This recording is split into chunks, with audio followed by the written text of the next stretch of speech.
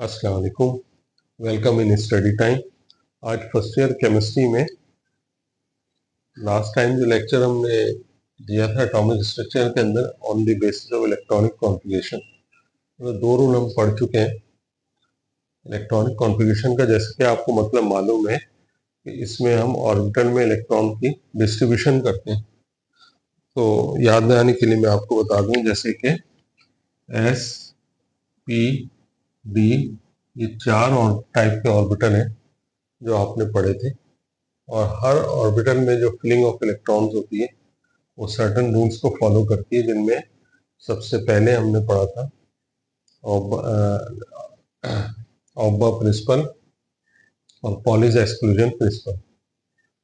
उन दो रूल्स के बाद अब ये थर्ड रूल जो है ये कहलाता है n+l रूल। n जो है, जैसे कि आप जानते हैं कि ये प्रिंसिपल क्वांटम नंबर को रिप्रेजेंट करता है। जैसे मैंने आपको बताया कि किसी भी न्यूक्लियस के सराउंडिंग में जो ऑर्बिटल होते हैं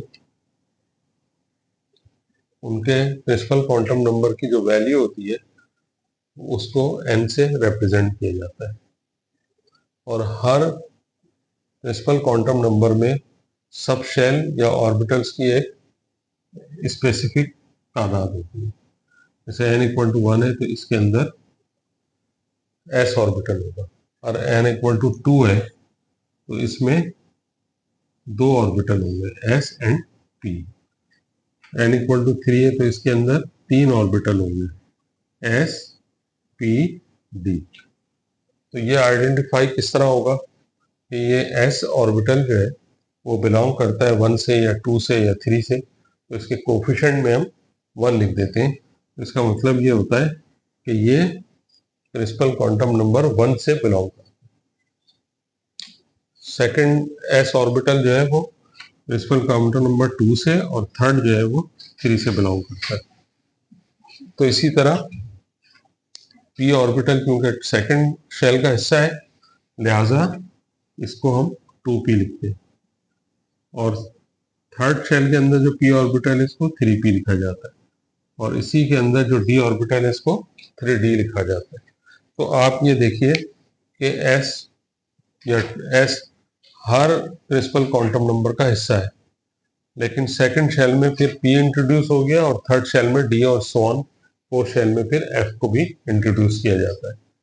तो बेसिकली ये जो वैल्यू है n+l, तो l की वैल्यूज जो है वो आपको याद होगा, हम पहले भी पढ़ चुके हैं कि l की जो वैल्यू होती है किसी भी ऑर्बिटल के लिए वो फिक्स होती है। जैसे s के लिए 0 होती है, p के लिए 1 होती है, d के लिए 2 होती है, और f के लिए ये वैल्यू 3 होती है। तो हम एक्चुअली इस रूल में करते क्या है, हम किसी ऑर्बिटल को की वैल्यू को जज करते हैं कि उसकी जो टोटल वैल्यू है n+l की वो क्या है। तो इस रूल के मुताबिक जो लोएस्ट n+l वैल्यू रखने वाले ऑर्बिटल हैं उन्हें पहले फिल किया जाता है। The orbital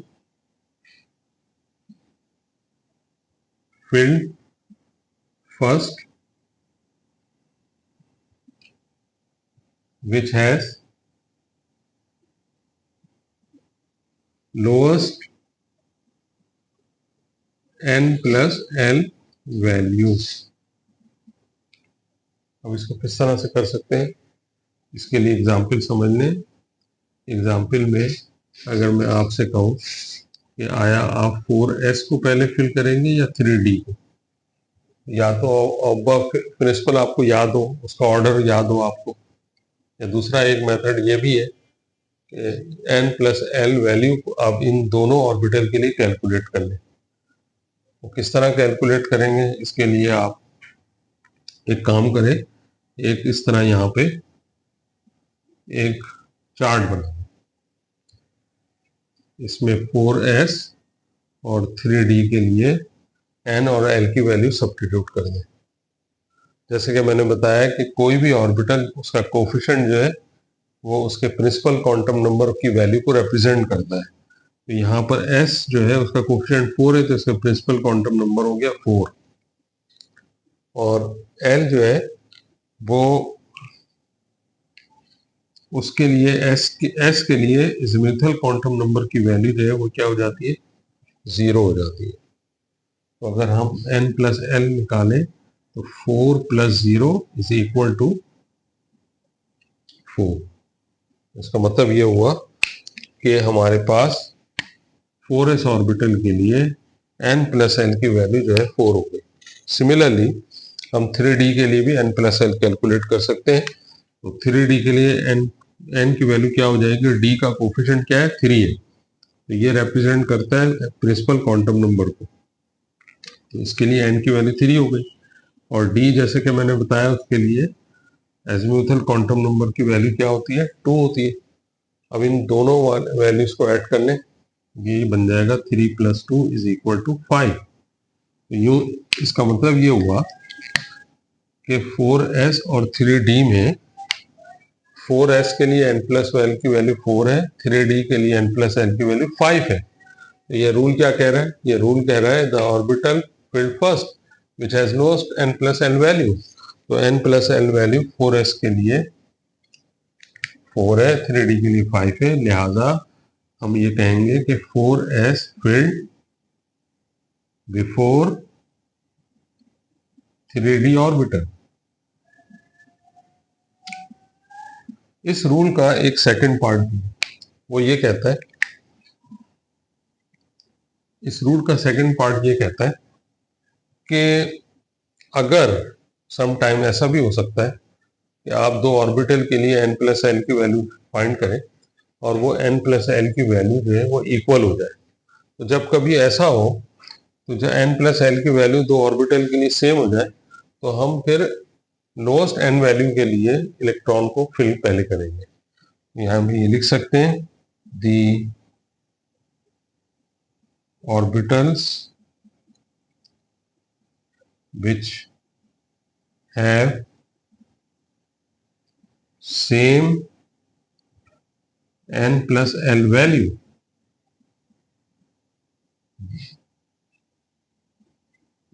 the orbital filled first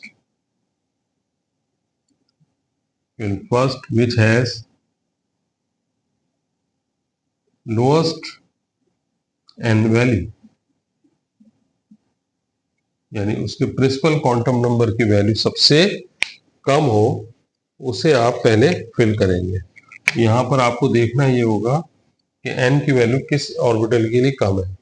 अगर मैं आपसे कहूँ कि एक आपका शेल 5p है और एक आपका 6s है, एग्जाम्पल के तौर पर, तो अगर मैं चाहूँ तो ये देखने के लिए कि ये इसमें से कौन सा ऑर्बिटल पहले फिल होगा, तो इसके लिए आपको क्या करना है कि 5p और 6s के लिए n प्लस एल की वैल्यू कैलकुलेट करनी है। तो 5p के लिए क्या हो जाएगी, n की वैल्यू, p का कोफिशिएंट 5 है तो n की वैल्यू 5 हो गई। p के लिए एज़िमुथल क्वांटम नंबर की वैल्यू 1 है, ये 1 हो गया। तो अब आप इनको ऐड कर लें, 5 plus 1 is equal to 6। Now second example आप ले सकते हैं 6s की। तो 6s में जो s का कोफिशिएंट है 6 है, तो ये प्रिंसिपल क्वांटम नंबर इसका 6 हो गया। s के लिए l की वैल्यू जो है वो कितनी होती है, 0। तो अगर आप इनको ऐड कर लें, 6 प्लस 0 इज इक्वल टू 6। अब आप यहाँ ऑब्जर्व करें कि n प्लस एल वैल्यू जो है 5p और 6s के लिए इक्वल है। जब ये दोनों वैल्यूज इक्वल हो गई तो अब मसला ये है कि अब आप कैसे डिसाइड करेंगे कि आपने 5p और 6s में से किसको फिल करना है। तो उसका तरीक़ाकार ये है कि आप इन दोनों वैल्यूज में जज करें कि यहाँ किस वैल्यू के लिए n की वैल्यू कम है। तो यहाँ पे n की वैल्यू जो है 5p के लिए 5 है, 6p के लिए 6 है। तो इसका मतलब ये हुआ कि क्योंकि यहाँ 5p की वैल्यू जो है वो लोअर n वैल्यू के लिए है, लिहाजा आप लिखेंगे 5p filled before 6s orbital. I hope कि आपको n plus L rule in दो एग्जाम्पल की मदद से सही तरीके से समझ आ गई होगी। इलेक्ट्रॉनिक कॉन्फ़िगरेशन में हम फोर्थ रूल को स्टडी करने जा रहे हैं, हुंस rule of maximum multiplicity. Basically sometime ऐसा होता है कि कोवेलेंट बॉन्डिंग में हमें ये देखना होता है कि किसी एलिमेंट के वैलेंस शेल में कितने अनपेयर्ड इलेक्ट्रॉन्स हैं। हम जब कॉन्फ़िगरेशन लिखते हैं तो उसमें अनपेयर्ड इलेक्ट्रॉन की तादाद जो बेसिकली उसके किसी भी बेसिक एनर्जी लेवल पे मौजूद होती है, उसे हम हुंड रूल से भी डिटरमिन कर सकते हैं। होता यह है कि जैसे नॉर्मली जो डीजेनरेट ऑर्बिटल्स होते हैं, ये डीजेनरेट ऑर्बिटल्स वो ऑर्बिटल होते हैं जिनकी एनर्जी इक्वल हो। नॉर्मली आपने देखा होगा कि s या p ऑर्बिटल जो है वो बेसिकली 3 सब p ऑर्बिटल्स का मजमूआ है, क्योंकि 3 डायरेक्शन में ये होता है, जैसे कि px, py और pz। लेकिन किसी भी ऑर्बिटल के जो सब शेल्स हैं, ये तीनों के तीनों इक्वल एनर्जी के होते हैं। यानी इलेक्ट्रॉन जो है वो px, py, pz किसी भी ऑर्बिटल में डिस्ट्रीब्यूट हो सकता है। सम टाइम ऐसा होता है कि जब हम इलेक्ट्रॉन की फिलिंग करते हैं तो इलेक्ट्रॉन फिल करते वक्त नॉर्मली ऐसा होता है कि अगर किसी एलिमेंट में मिनिमम 2 इलेक्ट्रॉन्स हैं उसके आउटर मोस्ट शेल में, जैसे अगर मैं कह दूं 2p2, तो 2p2 का मतलब क्या है कि ये p की जो अरेंजमेंट है in terms of px and py and pz, तो px या py या pz में किस ऑर्बिटल में ये दोनों इलेक्ट्रॉन एग्जिस्ट करेंगे। तो ये क्योंकि p में 2 इलेक्ट्रॉन्स हैं और p जो है वो कंट्रीब्यूट करता है in terms of px, py, pz, और हर सब शेल में जैसा कि आप जानते हैं Pauli's exclusion principle, maximum 2 electron हम लिख सकते हैं और दोनों इलेक्ट्रॉन एंटी क्लॉकवाइज डायरेक्शन में और क्लॉकवाइज डायरेक्शन में मूव कर रहे होते हैं।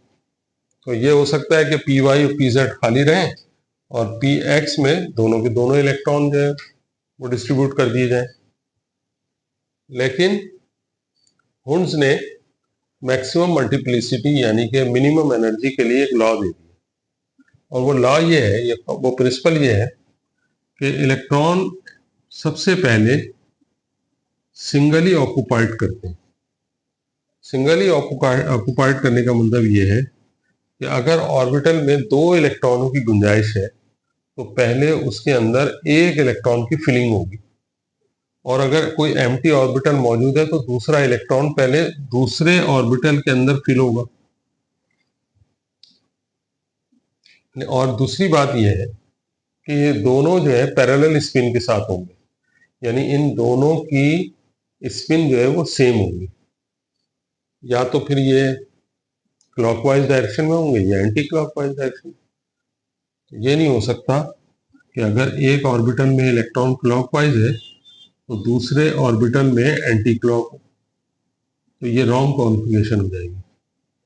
बस आप हुंस रूल को इतना ही याद रखें, मैक्सिमम मल्टीप्लिसिटी का मतलब यह है कि जब ऑर्बिटल 2 डिफरेंट ऑर्बिटल्स के अंदर फिलिंग हो इलेक्ट्रॉन्स की, तो इलेक्ट्रॉन हमेशा सिंगली ऑक्युपाइड करते हैं और उन दोनों की स्पिन जो है वो सेम होती है, आया है वो क्लॉकवाइज होंगे या फिर वो एंटी क्लॉक होंगे। अब इसी तरह थर्ड इलेक्ट्रॉन अगर आ जाता है तो थर्ड भी pz में चला जाएगा। अब अगर फोर्थ इलेक्ट्रॉन हो जाए तो फोर्थ इलेक्ट्रॉन जो है, क्योंकि तीनों इलेक्ट्रॉन अपनी अपनी मैक्सिमम कैपेसिटी को सिंगली ऑक्युपाइड होने की वजह से फुलफिल कर चुके हैं, लिहाजा फोर्थ इलेक्ट्रॉन जो है वो पेयरिंग करेगा, और पेयरिंग जो है हमेशा अपोजिट स्पिन के साथ होती है। यानी अगर एक क्लॉकवाइज डायरेक्शन में मूव कर रहा है तो दूसरा इलेक्ट्रॉन जब उसके साथ पेयर बनाएगा तो वो हमेशा क्लॉकवाइज के एंटी क्लॉकवाइज डायरेक्शन में होगा, यानी एक प्लस हाफ और दूसरा माइनस हाफ, यानी प्लस हाफ और माइनस हाफ। जो स्पिन क्वांटम नंबर की वैल्यू कहलाती है। तो अब ऐसा नहीं हो सकता कि अगर हम px में फिलिंग कर रहे हैं, py में फिलिंग कर रहे हैं या pz में फिलिंग कर रहे हैं तो दोनों की स्पिन सेम। ये जैसे ये रॉन्ग हो जाएगी। ये रॉन्ग क्यों हो जाएगी? इसलिए कि दोनों ही इलेक्ट्रॉन एक ही ऑर्बिटल में ऑक्युपाई हो गए जबकि बाकी दो ऑर्बिटल एम्प्टी हैं। इसी तरह अगर मैं आपसे कहूं कि एक इलेक्ट्रॉन एक ऑर्बिटल में क्लॉकवाइज है और दूसरे ऑर्बिटल में, बज़ाहिर तो ये ठीक है, लेकिन रॉन्ग इस वजह से हो गया कि ये पैरेलल स्पिन के साथ नहीं है, यानी दोनों की स्पिन सेम नहीं, दोनों की स्पिन अपोजिट है। इसी तरह ये भी हो सकता है कि इलेक्ट्रॉन जो है वो किसी लो एनर्जी वाले ऑर्बिट की जगह हायर एनर्जी में चले जाए। तो ये जो मखसूस सूरतें हैं इनको आप जहन में रखें। ये हुन्स रूल को ये चीजें फॉलो नहीं कर रही। एम्प्टी ऑर्बिटल की तरफ होने की सूरत में कोई दो इलेक्ट्रॉन दोनों के दोनों एक ऑर्बिटल में नहीं आ सकते, एक बात। दूसरी बात ये कि जब भी वो एक ऑर्बिटल में आएंगे तो हम दूसरे ऑर्बिटल में सिंगली ऑक्युपाइड होंगे तो हमेशा उन दोनों की डायरेक्शन जो है वो सेम होगी। यानी px में अगर क्लॉकवाइज में है तो py में भी क्लॉकवाइज में मूव करेगा। तो हुन्स रूल को एक दफ़ा ये समझ लें कि हुन्स रूल में क्या है कि जब भी इलेक्ट्रॉन की फिलिंग होती है डीजेनरेट ऑर्बिटल में, डीजेनरेट ऑर्बिटल कौन से होते हैं?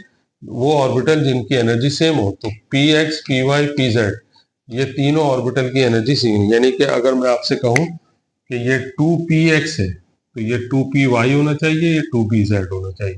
तो क्योंकि सेम n वैल्यू के लिए तीनों रिप्रेजेंट कर रहे हैं, लिहाजा इन सब की एनर्जी जो है वो आपस में इक्वल होगी। तो जब इक्वल होगी तो इन्हें कहा जाता है डीजेनरेट ऑर्बिटल। तो डीजेनरेट ऑर्बिटल में जब हम फिलिंग कर रहे होते हैं तो इलेक्ट्रॉन्स सारे के सारे जो उसकी मैक्सिमम कैपेसिटी है 2 इलेक्ट्रॉन रखने की, उसी में फिल नहीं हो जाते, बल्कि वो पहले सिंगली ऑक्युपाइड होंगे और उन सब की डायरेक्शन सेम होगी। और जब उनकी पेयरिंग होगी तो वो पेयरिंग जो है वो हमेशा अपोजिट डायरेक्शन में होती है। This is known as Hund's rule. Okay students, इस वीडियो को लाइक करें, शेयर करें और अगर कोई प्रॉब्लम हो तो कमेंट्स में आप पूछ सकते हैं। अस्सलाम वालेकुम।